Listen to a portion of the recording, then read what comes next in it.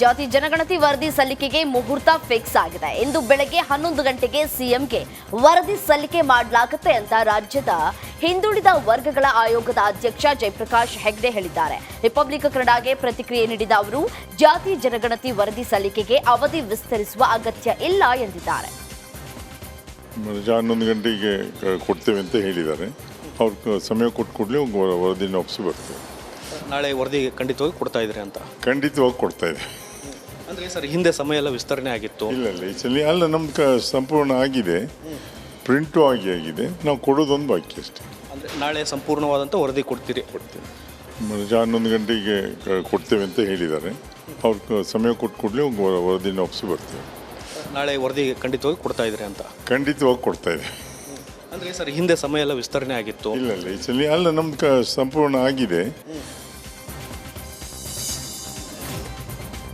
ಇಂದು BBMP budget ಮಂಡನೆ ಆಗಲಿದೆ. ಬೆಳಗ್ಗೆ 9:30ಕ್ಕೆ ಟೌನ್ ಹಾಲ್ನಲ್ಲಿ ಡಿಸಿಎಂ ಡಿಕೆ ಶಿವಕುಮಾರ್ ನೇತೃತ್ವದಲ್ಲಿ ಬಜೆಟ್ ಮಂಡನೆ ನಡೆಯಲಿದೆ. ಕಳೆದ ಬಾರಿ 11,158 ಕೋಟಿ ರೂಪಾಯಿ ಬಜೆಟ್ ಮಂಡಿಸಲಾಗಿತ್ತು.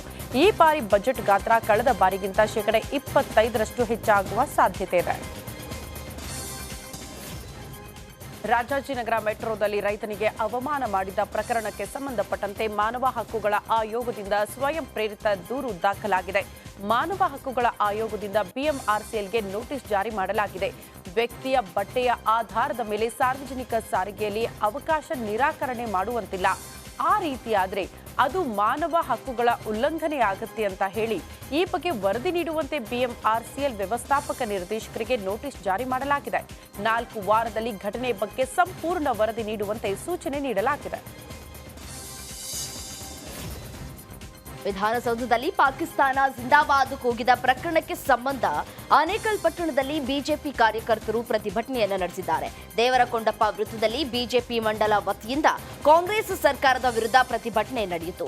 ದೇಶ ವಿರೋಧಿಗಳನ್ನು, ದೇಶದ್ರೋಹ ಹೇಳಿಕೆ ನೀಡಿದವರನ್ನ ಕೂಡಲೇ ಬಂಧಿಸಬೇಕು, ಸೈಯದ್ ನಾಸೀರ್ ಅವರ ರಾಜ್ಯಸಭಾ ಸದಸ್ಯ ಸ್ಥಾನಕ್ಕೆ ರಾಜೀನಾಮೆಯನ್ನ ನೀಡಬೇಕು ಅಂತ ಆಗ್ರಹಿಸಿ ಕಾಂಗ್ರೆಸ್ ವಿರುದ್ಧ ಧಿಕ್ಕಾರವನ್ನ ಕೂಗಿ ಆಕ್ರೋಶವನ್ನ ವ್ಯಕ್ತಪಡಿಸಿದ್ರು. ಆನೇಕಲ್ ಬಿಜೆಪಿ ಮಂಡಲ ಅಧ್ಯಕ್ಷ ಎನ್ ಮುನಿರಾಜು ಗೌಡ ಕಾಂಗ್ರೆಸ್ ವಿರುದ್ಧ ಹರಿಹಾಯ್ದರು.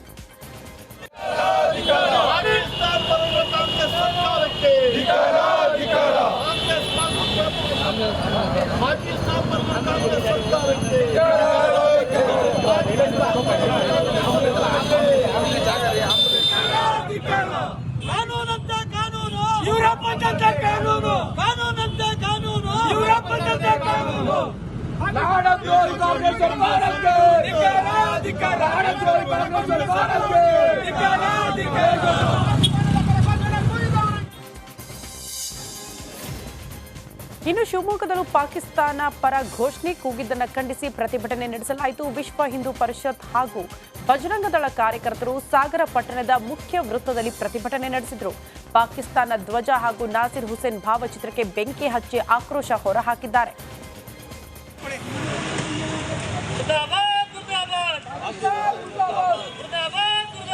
ಪಾಕಿಸ್ತಾನ